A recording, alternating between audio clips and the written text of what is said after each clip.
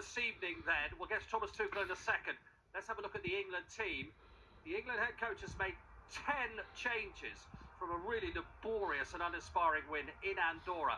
Only Harry Kane keeps his place. He's basically put the team and the country on notice that he will not put up with what he saw the other night, which is interesting. Senegal, a very good run of form themselves, and a lot of these names will be familiar to you. Chelsea fans, Mendy, Koulibaly, both used to play at Chelsea. Niakhaté used to play here for Forest. The front three, and Dye, Jackson and Sarr, all playing in the Premier League at the moment. Sarr, of course, won the FA Cup the other day with Crystal Palace. Right, we'll reflect on all of that in a second.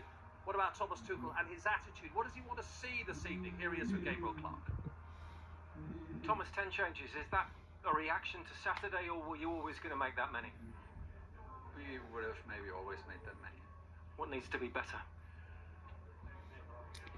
Well, not everything was bad, and the occasion itself and the opponent itself demands a very different game from us, but we need to invest more physically.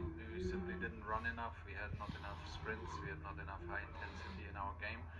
Even if we had a lot of ball possession against a deep block, it's not always easy to inject this kind of intensity, but the investment was not enough. Today the opponent will demand it of us because they're a very physical team, very athletic, very fast. They like to run, and we're going to match that. Trevor Chalobah, you've known him since Chelsea. What do you hope to see, and especially against Senegal, the opposition?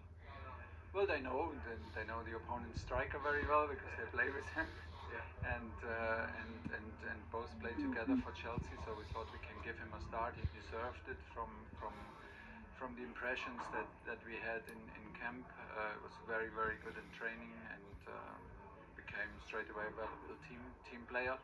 And he played with Levi Colwill second half of the season, very solid. So I think it's a good test for him. And you talked about giving the players more freedom within the structure. So what do you hope that means in terms of what you see on the pitch tonight? Yeah, let's see. Not too much freestyle, but within the structure, we will not change the structure too much between offensive and defensive, just in details.